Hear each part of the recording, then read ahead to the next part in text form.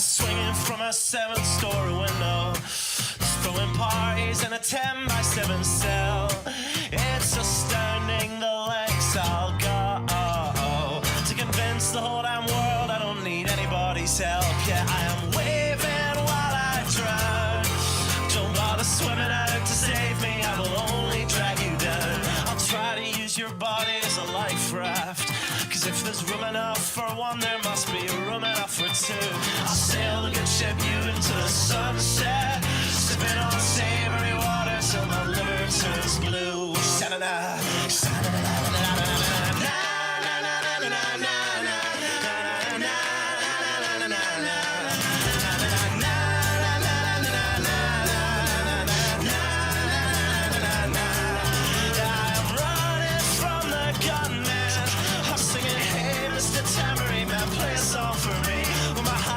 Is broadcast in the evening news. I will be relieved. La, la,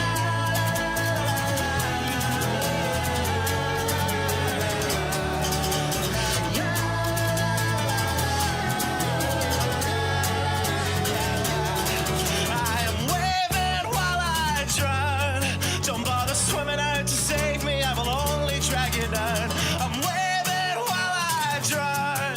Don't bother swimming out to save me, I will only drag you down. La, la, la, la, la, la, singing, hey, hey, alright, yeah, I wrote that one myself. It's astounding the lengths I'll go to convince the whole damn world I don't need anybody's help.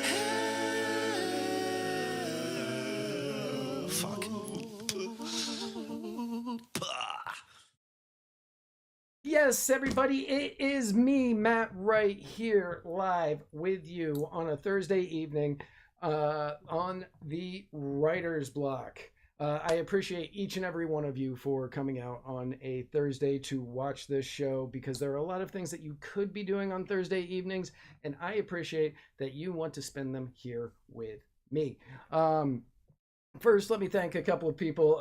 Let me thank my parents, because without them, I wouldn't be here, and for that matter, neither would you. Also, let me thank Superfan Sarah Andrag for being just a wonderful partner in everything. Let me thank the Narcissist Cookbook for letting me use their music at the beginning and the end of every episode. And let me thank Justin for the kava I am drinking on this episode. To all above and to everybody watching, I say, Bulavanaka. So, we've got a great show today. It's going to be fantastic for the people in the comments already who are saying things about how much money is going to Ukraine. We're not covering that today. But don't worry, I'm certain this will get covered on the Muddied Waters of Freedom next Tuesday. So be sure to tune in for that. Yes, thank you, Joe Hanush, for always being here and being a supportive listener. So, let's pay some bills. First and foremost, as always, nope, not that one. Is it this one? It's, oh well, we'll start with them. Mudwater. It is the most aptly named sponsor we have ever had. It is a coffee alternative for people who hate coffee, or as I call them, sociopaths. It is has 1/7 of the caffeine, so you're going to wake up and decide, no, I just don't want to be awake at all today. And then it's going to taste exactly how you would expect. Masala chai, cacao, mushrooms, turmeric, sea salt, cinnamon, and that is it. I highly recommend adding honey to it, or else you're just going to hate everything about your life for the first few days. So if you want to make the switch to Mudwater and get off of coffee, head on over to muddiedwatersoffreedom.com/mud, and you too can decide what it's like to live without caffeine. The Gravy King. The Libertarian Party Waffle House Caucus, the fastest growing waffle related caucus anywhere in the multiverse, and the second largest caucus in the Libertarian Party, which is hilarious because we don't do anything. We just share memes. And that is it. If you want to become a member of the Waffle House Party, the Libertarian Party Waffle House Caucus, all you have to do is head on over to the special Facebook group, hit the join button, I think. I don't know. Whatever button makes you enter. I don't even think there are questions. I'm not 100% sure. We're not real picky.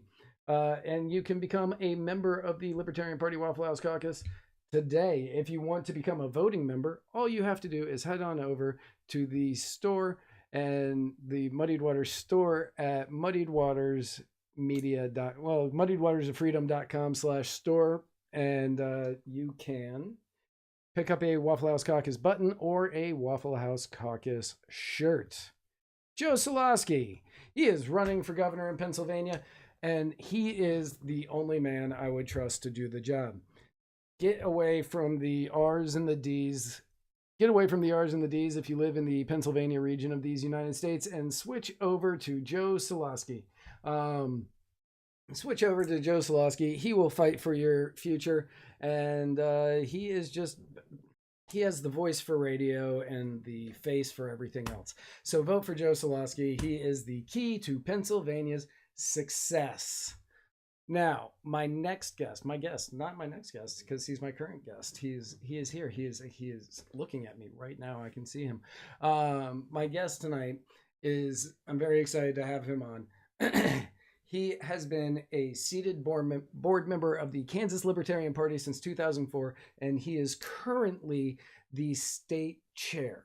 That could all change in just a matter of days. We don't really know because we can't see the future. But everybody, please welcome with me the one, the only, Rod Hodgkinson. I totally spelled your name wrong here, and I just realized that. No, I'm Rob. Oh, is it Rob? That's okay. Okay, I spelled it wrong. I spelled it wrong somewhere else then. Hi, everyone. I'm doing good.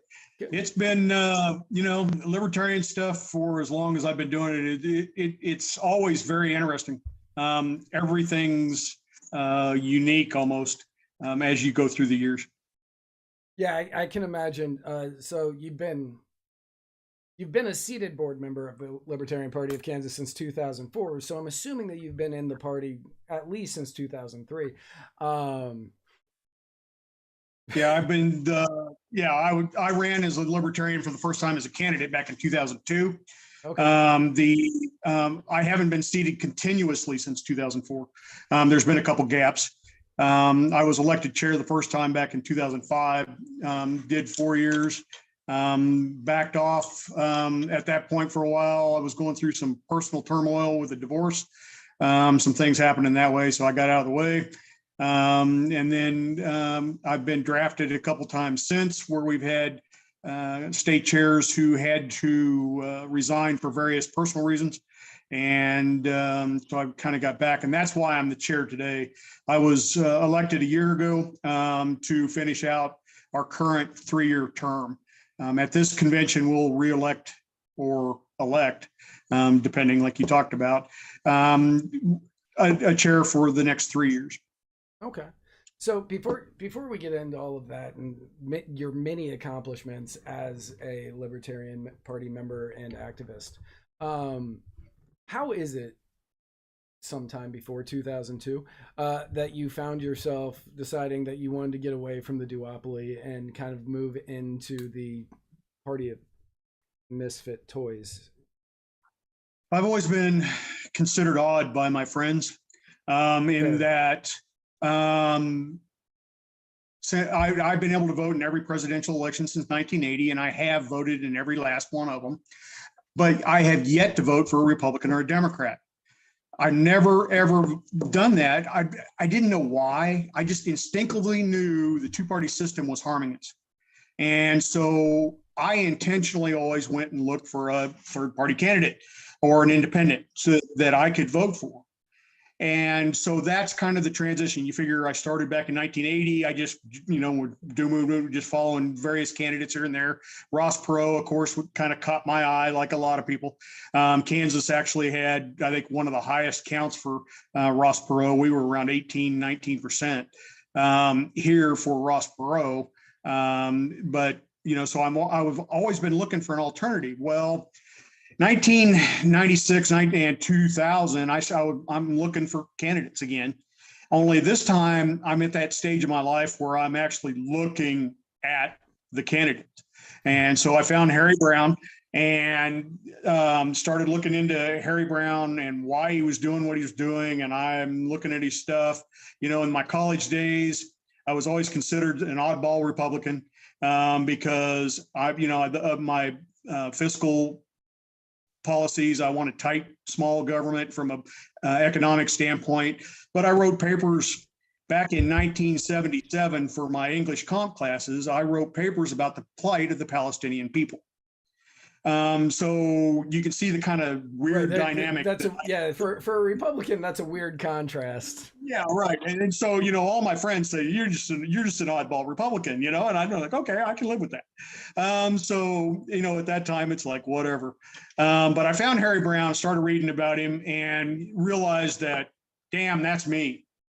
The libertarian philosophy, the non-aggression, the freedom is why I'm here today. In 2000, I voted for Harry. At that point, I started trying to get active a little bit in the Libertarian Party in Kansas. I live in the Kansas City area. In Kansas at that time, Wichita was our big area where the Libertarians were really doing things. So it was hard for me to get involved with the party at that point because there wasn't really anybody in Kansas City that was doing much. But I live a quarter of a mile from Missouri. So across the state line in Cass County, Missouri, at that point in time, there was a group that was pretty active with the Libertarian Party. So I went over with those guys, started working with them, learning how to be a volunteer, learning how to be an activist, and getting very involved, became good friends with several of the Missouri libertarians at that time and understood more. Well, then I also found, similar to what National's trying to do today with the training that they're putting out there with both a candidate and an affiliate track, is that I went to Atlanta. I just picked up and went to Atlanta. And the advocates for self-government were holding a class about the secrets of libertarian persuasion. And Harry Brown was one of the speakers and one of the teachers. So I picked up and went to Atlanta. And I got a chance to meet Harry. I got a chance to be with him all weekend, with him and a couple other of the teachers, Michael Cloud, a couple, that may be a name that'll give old libertarians the heebie-jeebies, but got a chance to work with them and learn more about how to present the Libertarian Party in a way that makes sense to others, not just preaching to the choir. Right. And instead of hitting the echo chamber. Right. So I went to the national convention. My first national convention was Atlanta. It was interesting with Nolan and Badnarik and those guys getting, with that convention actually went down because we didn't know who was going to win going in, right? And so that convention, for being my very first convention, was pretty exciting. And I got to do this stuff. I became good friends with Gary Nolan. I became good friends with Michael Badnarik. That whole thing. So and at that point, I got active more nationally. So then I became friends with a whole bunch of different people. Mark Rutherford out of Indiana, who was the state chair at that time. So I started getting a hold of those kind of people. I became active with what was then called, the state chairs group, and then it kind of morphed into the Libertarian Leadership Group, and now I think it's kind of gone away. But so I was once a year I was meeting with state chairs from all over. And so, I got the chance to talk to them. What's working for you? How does this, those kind of things happen? Well, as you can guess, in the libertarian world, a lot of times, anybody that holds their hand up, right, is kind of drafted. That's how I ended up on my county affiliate when I was still involved. I was like, you need somebody to be secretary? I'll do that. And then next thing I knew, I was vice chair. And I was like, wait, what? How did this happen? Yeah. Well, and in my case, it was state chair. So it became, poof, hey, Rob's doing good stuff. Let's go. He needs to be the chair. So that's how I became chair in the first place. We've grown since then. There's been a lot of things that have happened over the years. In 2006, I was state chair at that point, and I was running for Secretary of State to help us keep our ballot access. And it dawned on me at that point, we needed more libertarians on the voter rolls. The Libertarian, as of today, the Libertarian Party of Kansas has been a recognized political party for 30 years in Kansas. Okay, we're one of the few that have been around that long that we haven't had to do any petitioning. We've been on the ballot, and we've kept our ballot access consistent for 30 years now. But really in 2006. I realized it's because I was running for Secretary of State, and of course, voting becomes an important thing, right? And so it dawned on me, hey, we need registered libertarians. And so I started the push back in 2006 to start getting more and more people to register as libertarian in the voter rolls. Since that time, every single year since, the Libertarian Party of Kansas has grown with those numbers. That's amazing. Okay, if you look at the national numbers, I think just raw numbers, we come in like number 7 out of all the 50 states in the number of libertarians that are registered. If you look at the percentage, we're 4th, right on going into 3rd and 2nd. So real quick, you're like immediately jumping into like my questions that I have set up for you here. Just start going all like I could have just stopped and let you go for an hour, but I feel like I need to like at least interject every once in a while. But yeah, yeah, that's one of the things that I was going to say is right now your state is 4th highest in the nation with libertarian voter registration, which is absolutely amazing. It's absolutely incredible that you have that kind of that you have that sort of attraction to the Libertarian Party in Kansas. I used to know where Florida was, and I don't remember where we are anymore. But why do you think that Kansas has gotten where it is? Like, what were the reasons? What was the draw that Kansas had? Well, I think that, I'm a 5th generation Kansan. I grew up, got a ton of family that grew up on the farm. We're hard workers. We want to keep what we've earned. We don't want to be just giving it away to the government for no reason. And so that mentality, I think, permeates the state. Yeah, we're a red state right now. We're a super majority with the Republicans in the legislature. But that always has a little bit of a yin yang swing or the pendulum swing kind of thing that goes.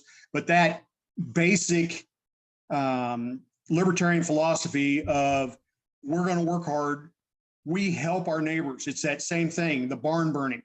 A barn goes down, our neighbor, we're over helping them build a new barn. Our neighbor has a knee replacement, we're over harvesting his wheat. Right. It's the libertarian philosophy of we're not, everybody in the media loves to tell we're the selfish SOBs, right?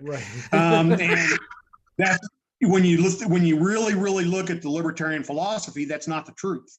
We're more like all these Kansans that I grew up with, where we do our thing, we work hard, and we help our neighbors and do those kind of things. So that philosophy then, when I'm talking to people, and like you mentioned, I've done easily thousands of hours in OPH booths in, whether it's a state fair, county fairs, those kind of things.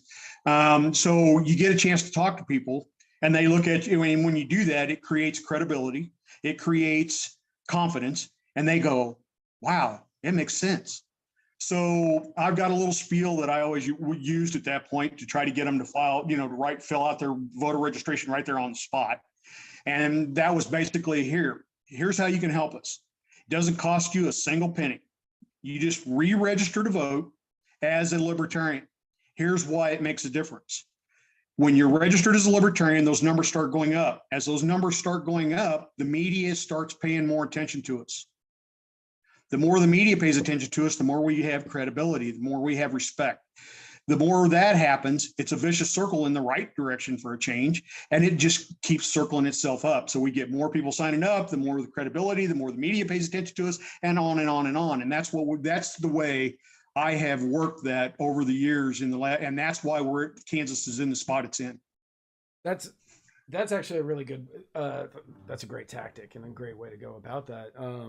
I know that there have been people here in Florida that have kind of gone with that, but most of those people ended up leaving the party because you get. I've seen a lot of people come and go. I understand. You're right. Yeah, absolutely. Something you say, you're like, so many people. The media paints us out to be the selfish party. When I first was admitting to being a libertarian, not when I was out in my partying days and I'm like, I'm a libertarian, everybody's like, oh yeah, because he likes drinking and doing other things, right? Of course he's a libertarian, he doesn't want to get arrested for this, but like later on when I was like, no, I'm a libertarian, because fiscal reasons and social reasons, and people started saying, oh well, that's because you're selfish. That was always my response, was I'm not selfish. I want communities to help each other. I think communities help each other better than governments forcing communities to help each other. Absolutely. And we don't need somebody nannying us, telling us what to do, when to do it. What we need is for communities to rise up, realize we are a community and that we can do things together, but we don't have to be forced to do it.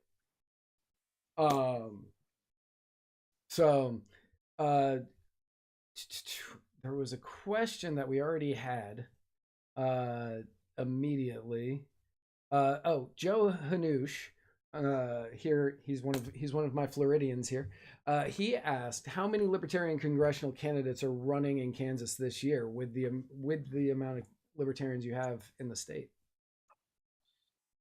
From a federal standpoint, right now, I'm aware of one U.S. House candidate and one U.S. Senate candidate. We have 4 spots in the U.S. House. I don't know that we'll have any others until Saturday, and we actually have our convention and people start standing up. And the last couple of days, I've started hearing from people, that are running for the Kansas House that I had no idea were running for before Monday. And that's usually the way it goes, is that we start getting all these people. So at this point, we have one that I'm aware of that's going to run for the Kansas or the U.S. House. And then we've got one running for the U.S. Senate. Okay. And then we'll have, I think, 2 or 3 other statewide races because our governor race is this year. And I think we may have, I believe we've got somebody filed already to run for the state treasurer. And I think we've got somebody that may be running for Secretary of State. So that'll give Kansans a chance to vote on at least 4 libertarians statewide, and then we'll have the lower level stuff that's popping up. So we've got one really good one, Kansas House, that could actually be kind of a Marshall Burt for Kansas. He's been elected twice as a local. He was elected to his city council, and he was elected mayor. And now he's running for the Kansas House this year. So we've got somebody that knows what he's doing. He's a good candidate. Right. He can govern, and he's proven he can govern. And it's going to be a very Marshall Burt type thing in Kansas. So we'll obviously put some effort behind him and try to help him get elected. Okay. And what's this candidate's name? Oh yeah, you had to go and ask me that. Give me a second, I'll tell you. No, I get it. I have those. Peter Soley. Because I have got so much stuff because of the convention going on. But his name is Peter. His name is Peter Soley. Peter Soley. Okay. So if you are in Kansas and you want to look into another party or into another candidate, look up Peter Soley. Although if you're watching the show, you probably already know who he is. So switching gears a little bit, you have a certification. Matt Clark just shared petersoley.com in our comment section. You have a certification in affiliate leadership fundamentals and certification in campaigns. Correct. What does that mean? Well, this year, the national LP put together training for libertarians. Kara Schultz, the big reason why a lot of this stuff going on, Michelle McCutcheon, were there. So I went to Utah. Kansas is part of Region 1 right now.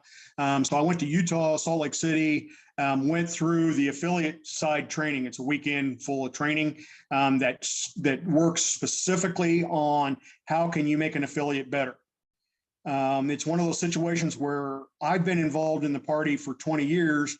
The state party has done a massive upgrade over, where it was when I first started, but you can always learn a whole lot more about how to be more effective with a group. So in today's, like this year, about a year, well, I guess it's been about a year and a half now, we put together an operations group in Kansas that we've never had before. So we've got people that are working for our marketing, social media. We have somebody, Matt Clark, who you just mentioned, he's our candidate. We've got Al Turwelp, who's our political director and has been doing a wonderful job with the Kansas legislature. We've got Allison, who's been doing our blogs. We now have this group of an operations team. We're not complete yet. That's part of the thing I need to do in the next 3 years, is to complete that group so that then we can really grow and get an executive director. Okay. And we're almost to that. We're working towards that situation. But the training was, how do you take a group like that operations group? How do you mesh with them? How do you make things better for the state of Kansas, for the people of Kansas and the Libertarian Party? And it was very eye-opening in a lot of ways, because there's good ideas. I'm like, mercy, I never even thought of that kind of stuff. And then on the flip side of that is I also went to the region training. It was Region 6. This time was in Des Moines, and for the candidate side of things, so that I could see what they're teaching and how to become a good candidate. And, that kind of thing. And of course, I've run for public office 6 times myself. I've helped us keep ballot access twice. So I've got it. I'm pretty good when it comes to, being a candidate kind of thing. But again, you can never, ever know everything. There's always, and Kara is great, because she always caught my, there was always something that Kara would say, and it'd be like the light bulb would go off. Right. And be like, oh my God, even though I've been doing this for 20 years, that training is wonderful. Yeah, no matter how much you practice at anything, it doesn't matter what it is. If it's swimming, if it's studying biology, if it's studying whatever, you will never know everything, and you will forget things that you already learned. So having somebody there that's going to be able to lift you up in those moments in order to kind of remind you of what you are missing is huge, and it's very important. So you mentioned that you had run for office a couple of different times. I know that you have run for a House seat, a Senate seat, and Secretary of State. And the last time was in 2018 when you ran for Secretary of State. Are you running do you plan to run for office again? Are you running now? Or are you just kind of focusing on building this coalition that you were talking about in order to get to in order to be able to have an executive director? Or are you kind of more looking towards and building those candidates, or are you thinking about doing it again? This time around, I want to be working more building other candidates for 2 reasons. One, I think as a state chair, I've done that where I was state chair and I ran for statewide office. It becomes a challenge to do both, to say the least. Because Kansas is one of those states, everybody thinks it's flyover country, right? It's flat, we're 400 miles long one way and 200 miles the other way, and 105 counties. And I'm telling you, in 2018, I put 26,000 miles on my truck traveling the state campaigning. It gets old fast. I just want to say that you have 105 counties in Kansas. Correct. Here in Florida, I think we have like 68. And in my head, and I could be completely wrong, in my head, Florida is much bigger than Kansas.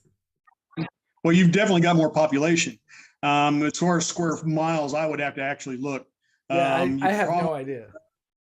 I don't either. Because we're a big square. So that 400 one way, 200 the other, you can pretty much take it as a big rectangle, I guess. Right. And add that up. But from a population standpoint, Florida just blows us away in that regard. Right. Yeah. It's just because when you said 105, well, when it was in the notes, 105 counties, I was like, that is a lot of counties to have. In my head, Kansas does not have the square foot. I like the square mileage as Florida. I could be completely off base there and just 100% wrong, but yeah, that's just where my head went to on that.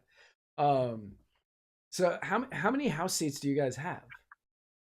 We have the Kansas legislature has 125 House seats. Okay. And we run 40 Senate seats. Okay. And this election, the 125 House seats are all up for re-election because they're up for every 2 years. And that's where Peter Soley's going to be at. He's in the 109th. As like a lot of states, we've just gone through redistricting. We've had to redraw all the maps for the various places. Peter is actually in a new district. He got the 109th. He's in a great situation where there's technically no incumbent, I don't think. And then, anybody that comes in there, it's going to be kind of a wide open situation. And so they redrew the maps that way. What's happening in Kansas is happening in a lot of rural states, probably Indiana, the same as us, is that the main metro areas, Wichita, Topeka, and Kansas City, are drawing the people because that's where the jobs are. Right. So where do the populations are exploding in the big cities, and the rural areas are just shrinking.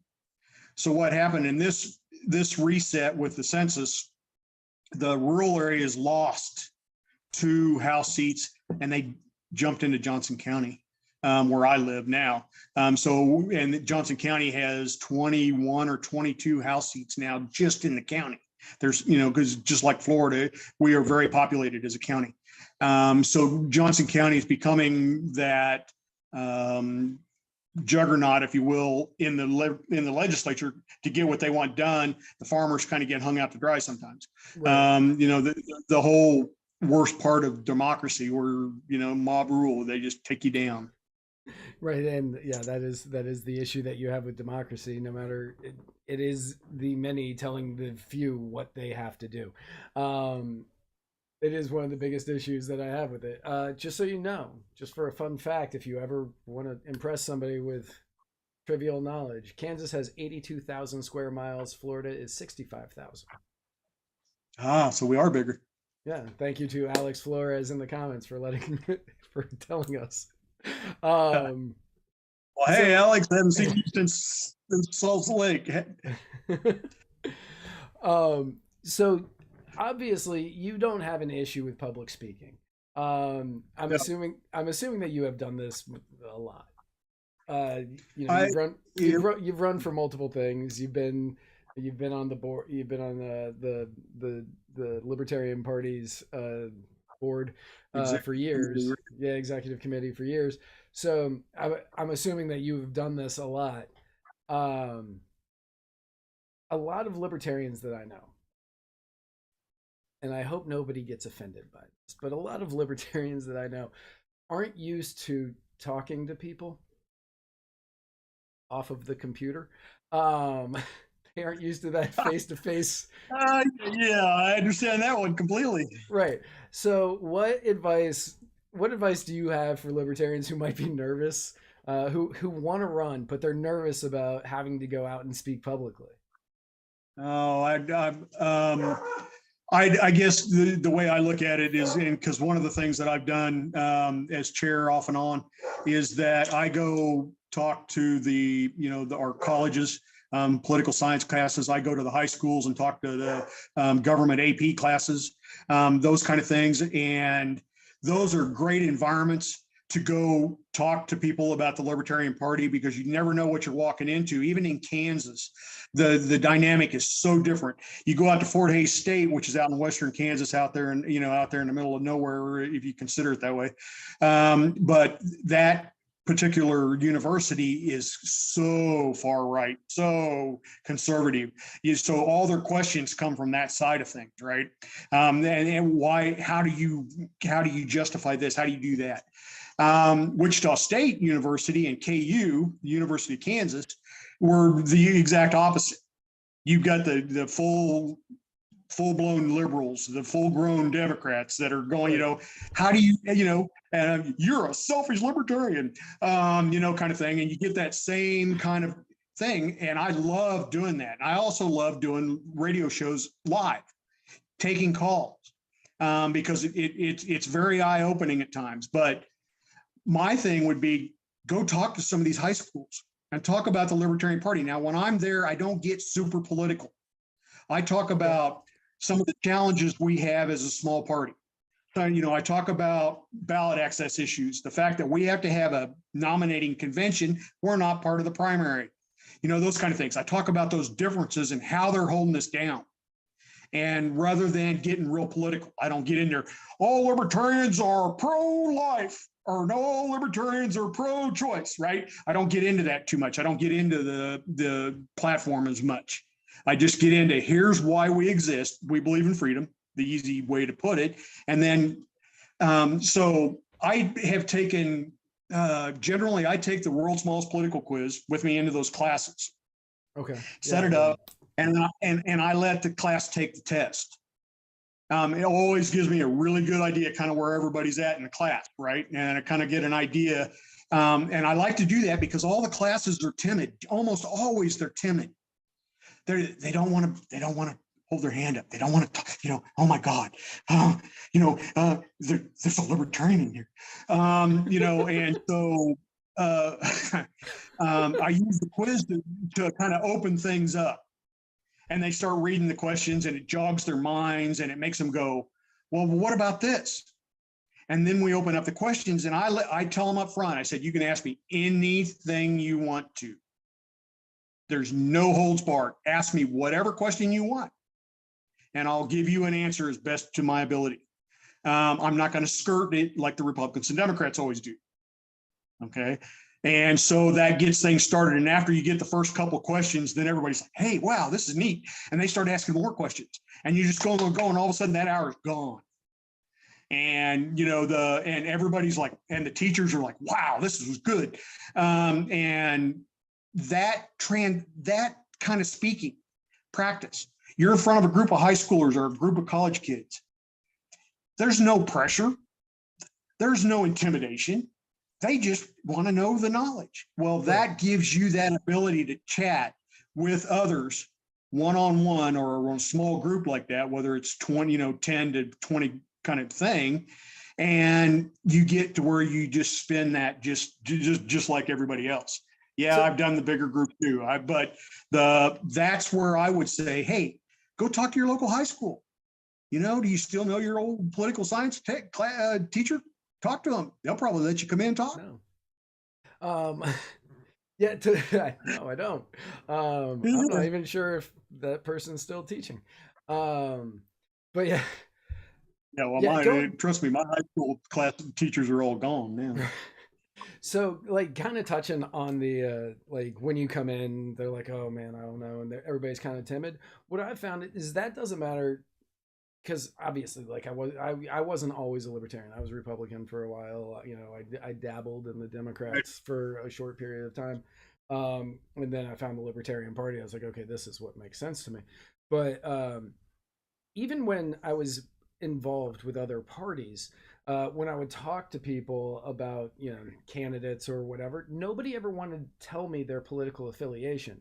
And there's an old Dave Chappelle joke about it that's crass, and you seem like a pretty wholesome guy that I'm not going to repeat this joke online. But basically, people will have no problem giving up their the most intimate details of their life, but they don't want to give up that piece of information to people. And I understand their reasoning behind it, because you will get judged on your political affiliation much quicker than you will on your personal predilections for whatever it is, and it won't in absolutely no time. So I can understand, especially in a college class where kids are like, I don't want people to know how I filled this out because I don't want to be judged based on whatever this test says.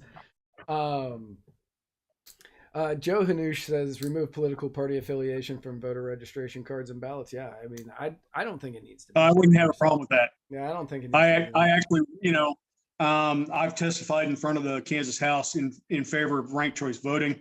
Yeah, I would, doing away with that would make people all of a sudden go, who am I voting for?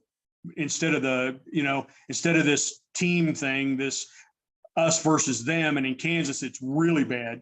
That whole Republican versus Democrat. Now, Kansas is very red, but we try to push our way in there a little bit, to get into that mess. But if we were to get rid of those tags and they actually had to look at the candidates, I'll bet I could have quadrupled my voting account easily running for Secretary of State, because I can't tell you how many people like I say, I was traveling all over the state. And I can't tell you how many people went, damn, you're the best person of the three. Right. Yeah, and I'm going to vote for you. Well, obviously that I didn't have that kind of money, but we would, as a libertarian, it would be, and I think you see a lot of that exactly with kind of the city county races that are nonpartisan. Yeah, everybody knows Joe Blow is a Republican, or, Jane is a Democrat, right? But that's not on the ballot. So you have to go looking for the name. And that would be great, in my opinion. Yeah, I have thought that for years. I felt like two things. One, you should not know, like, obviously, Joe Biden's a Democrat, but like when he's running, it should not say a D next to his name.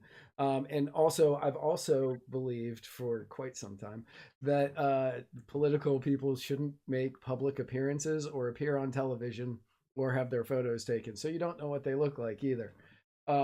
Because I think that many times people vote for the person that they think is more attractive. I think it's a subconscious thing. Face like mine that's built for radio. Yeah, I get it. So I've always thought, no political affiliation next to the name, and then no public appearances. So that way that you're going to get a candidate that you agree with. I have thought that forever, and not much will make me change my mind on that. Yeah, Joe Hanoush says looks matter. Yeah, they do. Looks absolutely matter, and it's sad, but it's true. So we've got a little bit of time left, but let's talk about this weekend. What is it that people can kind of look forward to this weekend? What's going on at the LP Kansas convention? Well, we're doing a whole lot of different things. Of course, our two main speakers are Joe and Spike. So we've got, the two presidential candidates, our pres and vice president coming into town. We'll start off Friday night with a mixer where everybody just gets together. Spike and Tasha are going to be there and mix with us and talk and do their thing on one-on-one basis, not as a big speaker kind of thing. And so that people get a chance to meet him. That it's a 7 to 10 kind of time frame. Every other one I've ever been to was more like 7 till they close the bar. But we'll get together and we can talk and do those kind of things. Saturday's more of a business day. Right. In the beginning, from that part of it, we've got a few bylaws and a couple platform things we need to look at. There's some proposals that we're looking at changing. In the afternoon, we're looking at going with. We need to elect our delegates to the national convention. Kansas gets 13 this year. We just missed getting the 14th one. We're also electing our candidates because, again, this is our primary as a minor party. Right. So we will be electing our candidates this weekend as well. So, we have to have at least one statewide candidate because that's how we keep our ballot access. We have to get at least 1% of the vote in one of the statewide races.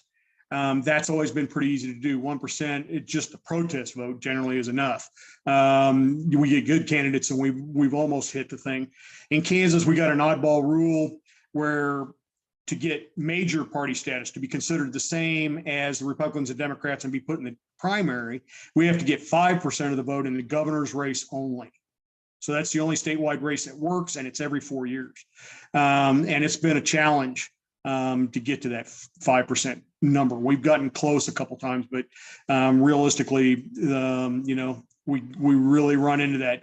I can't vote for you because it'll take the vote away from my Democrat, or I can't vote to you because it'll take the vote away from my Republican.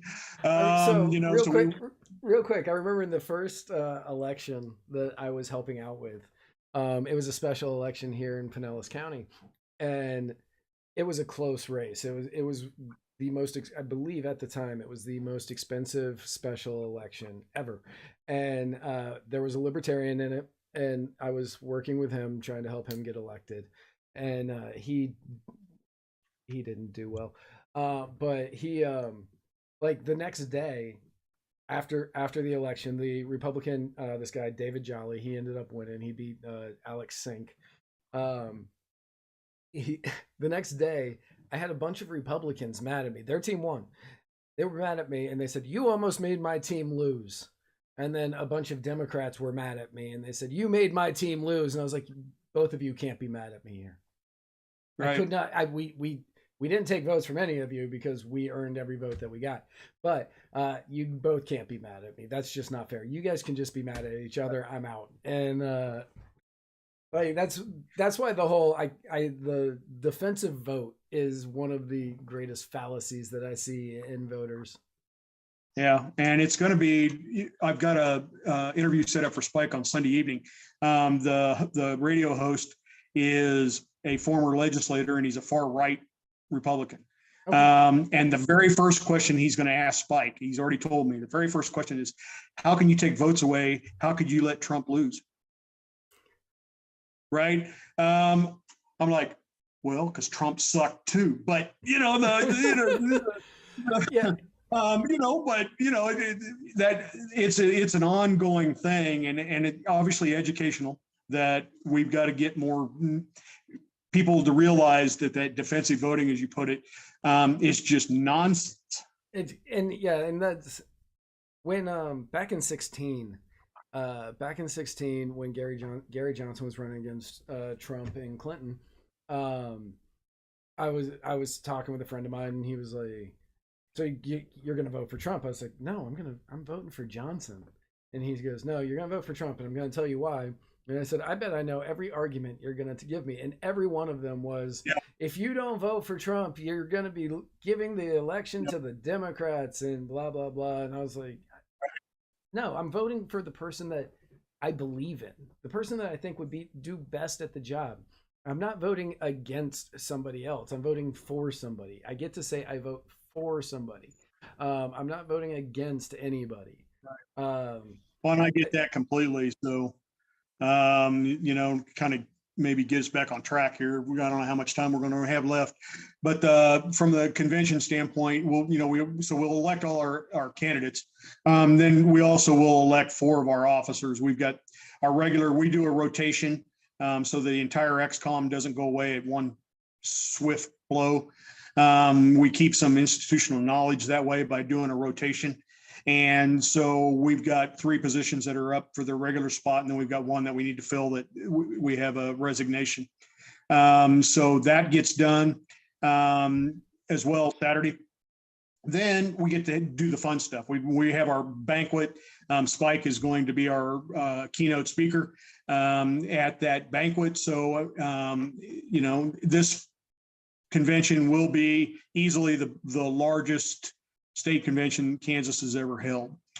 On Sunday morning, Jo Jorgensen will be in town. She's going to come in and talk about the campaign and then, what she went through and some of the stuff that happened with the campaign on Sunday morning. We also, if we need it Sunday morning, we can use it to kind of finish up some business if we have to.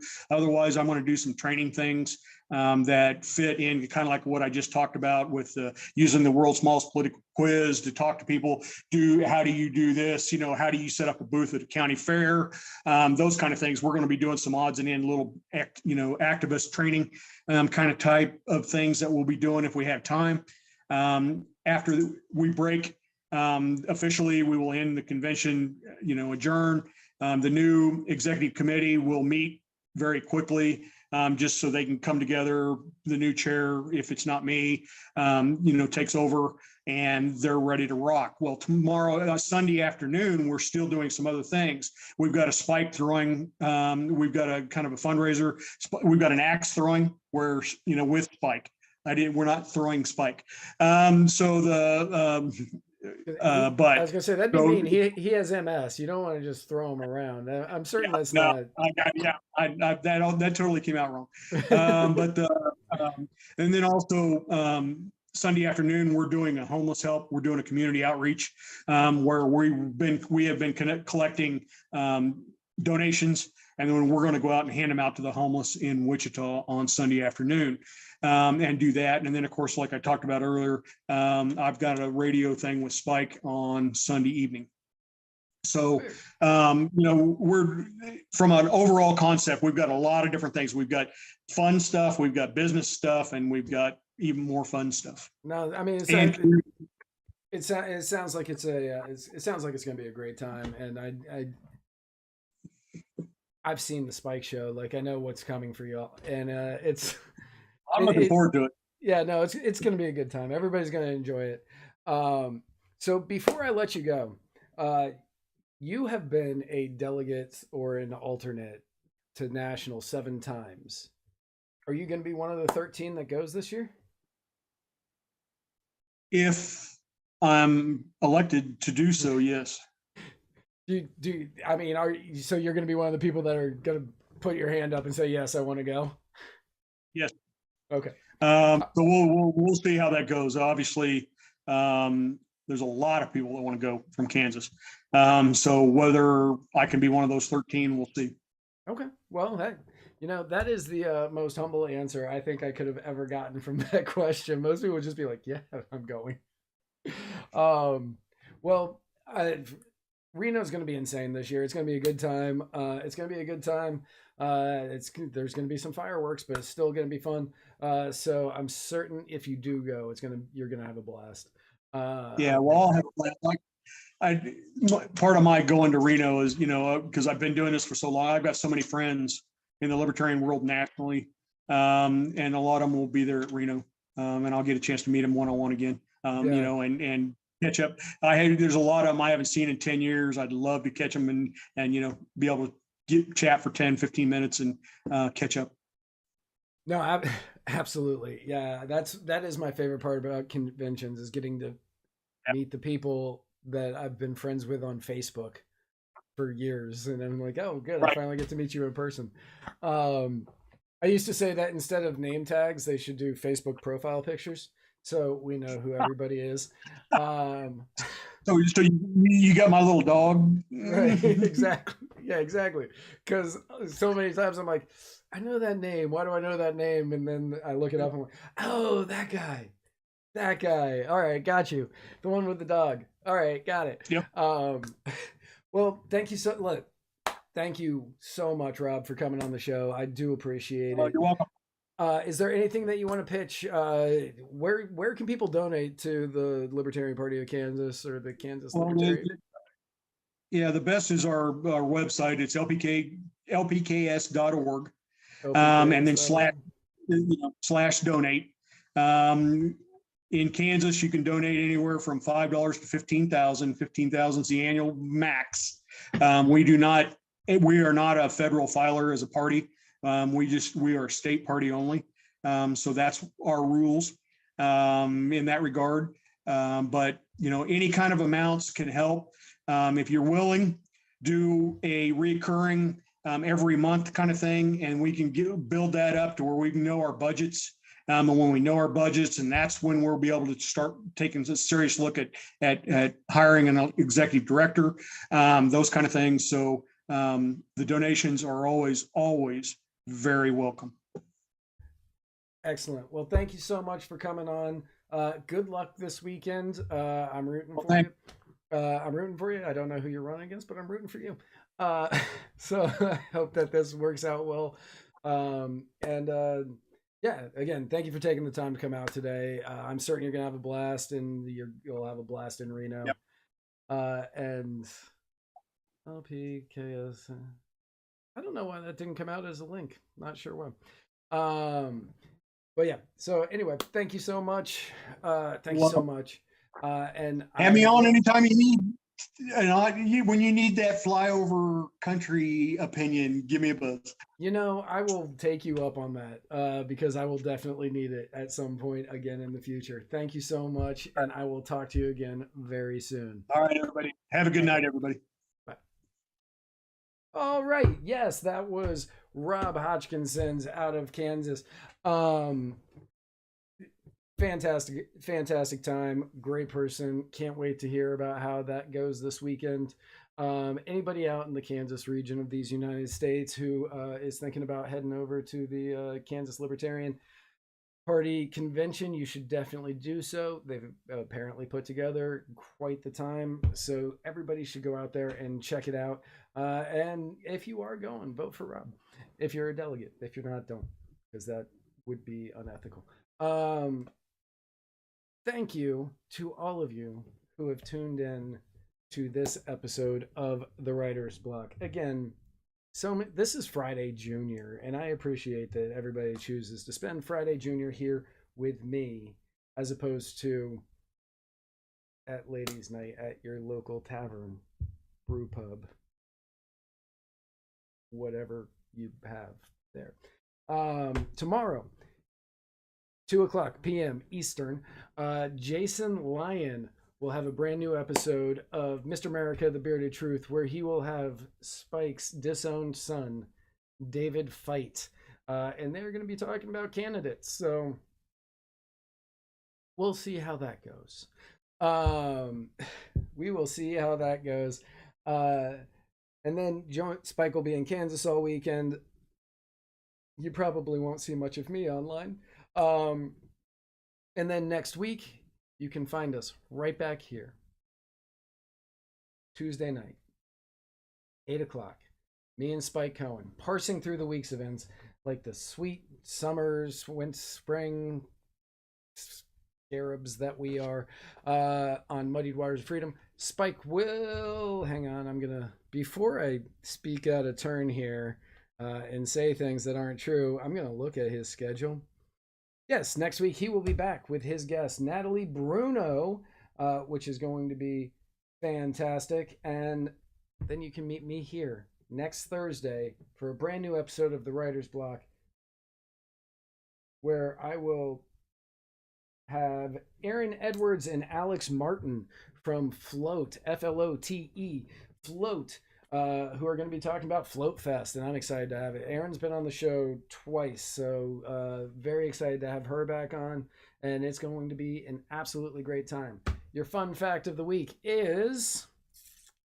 Man, that is the same page I opened up to last time. Mel Blanc, who voiced Bugs Bunny, was allergic to carrots. I actually already knew that. I didn't need a book to tell me that. So there's your fun fact of the week. Everybody have a great weekend. Tune in tomorrow for Mr. America, the Bearded Truth. If you're in Kansas, go to the convention. If not, enjoy your weekend. And remember, no matter if you're white, if you're black, if you're Hispanic, if you're Asian, if you're fat, if you're skinny, if you're somewhere in between, if you are straight, cis, het, trans, whatever, at the end of the day, it's night.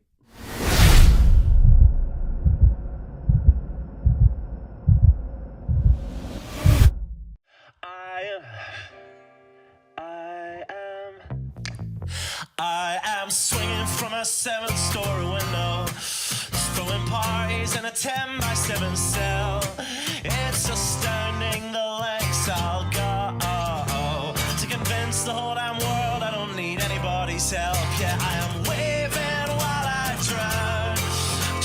swimming out to save me, I will only drag you down. I'll try to use your body as a life raft, cause if there's room enough for one, there must be room enough for two. I'll sail the good ship you into the sunset, sipping on savory water till my liver turns blue. Sha-na-na, sha-na-na-na-na-na-na-na-na.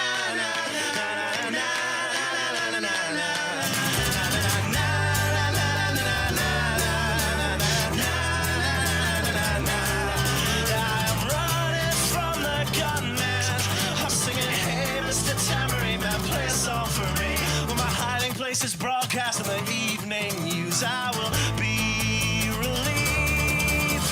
La, la, la, la, la.